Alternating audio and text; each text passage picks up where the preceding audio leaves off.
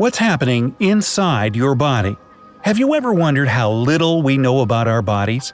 The human body is an amazing and unique machine that triggers thousands of processes every second, and we're not aware of a single one. Today, we're about to look at all the processes that are going on in the very depths of man. You may say, which man? Well, what about that one? We can see he is in bed, some ordinary person, just like you or me.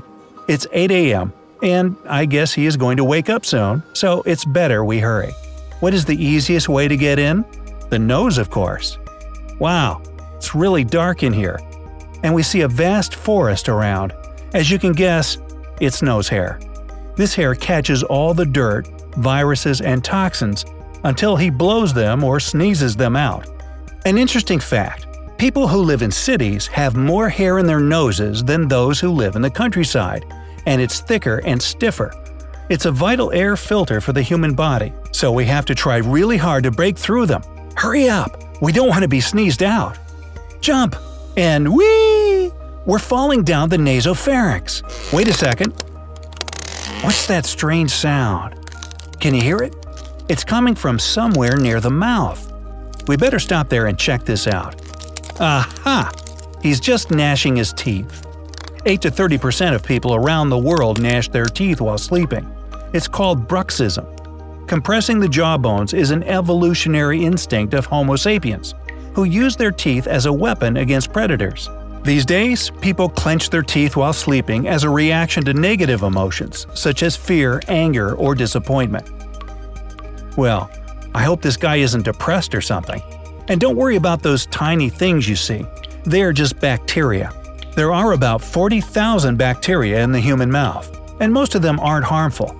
Also, saliva always cleans the oral cavity and protects teeth from damage. Yep, it's that liquid stuff around. It's funny, an average person creates so much saliva during their life that it can fill 2 swimming pools. I can't imagine what it would look like. Oh, his breathing changed and became faster, and the gnashing has also just stopped. I think he's waking up. Let's head back to the nasopharynx. The air passing through the nose becomes cleaner and warmer here. Then it goes through the larynx to the trachea. As you can see, the trachea is a tube that consists of cartilaginous rings. Towards the end, it branches into the bronchi, through which the air reaches the right and left lungs. You can see each of the bronchus branches into thin tubes with pulmonary vesicles at the end. That's where the blood gets oxygen and gives off carbon dioxide.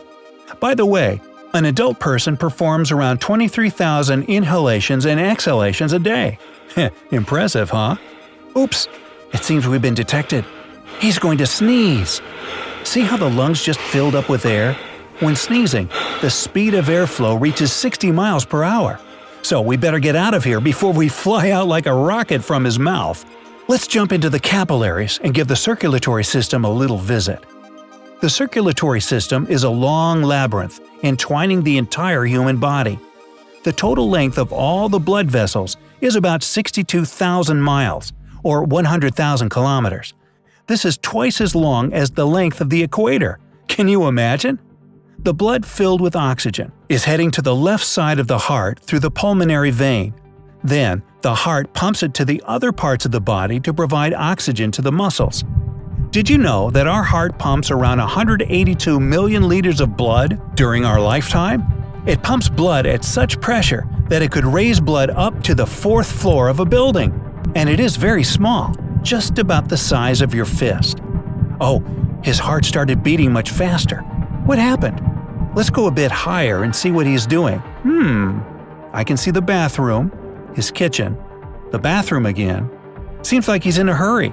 He's running around his apartment like a rabbit. You might be thinking, why is everything upside down? Well, according to physics, the collective lens reverses the image of the object. The cornea and lens are pretty much collective lenses, so they invert the image when it reaches the retina of the eye. After that, the image is transmitted to the brain along the nerves, and the brain flips it back to how it really is. By the way, the only part of the body that has no blood supply is the cornea of the eye. Yeah, that one. It receives oxygen directly from the air. Wait a second. Something is ringing around. His phone, I guess. Where is it? Ah, it's his boss calling.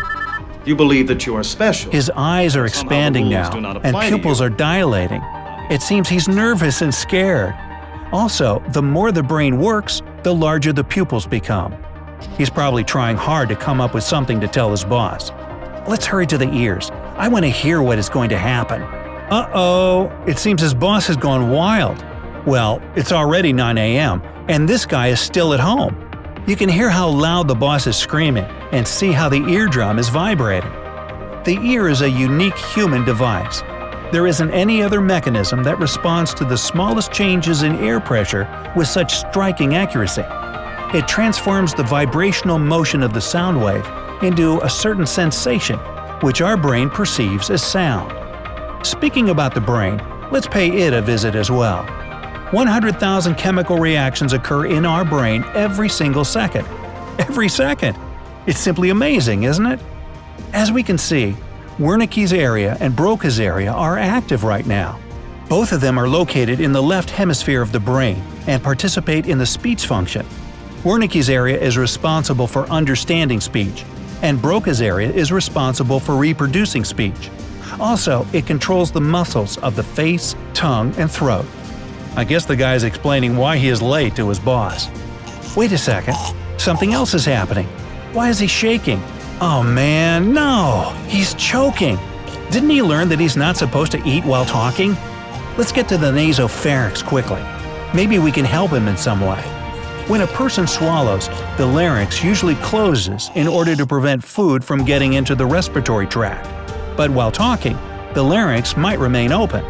Oh my! Judging by the smell, it's a piece of fried eggs with bacon. He's coughing now. Don't worry, man, you can do it. Coughing is just a natural attempt by the body to remove anything stuck in the respiratory tract. He must cough harder now. Great, there you go. That annoying piece flew out, so, alas, we can't see the digestion process today. No worries, we'll come back another day and show it to you in another video. So, our friend is hurrying to work. Let's leave him alone and come back here another time. Lots of amazing processes going on in the human body are still uncovered. How do our cells form and get replaced with others? How many enzymes are active in the body? How many bacteria do live inside of us, and why? We'll answer all of them soon. Thank you for joining me on this adventure around the human. Don't forget to hit the like button below the video and click subscribe. New discoveries are waiting for you.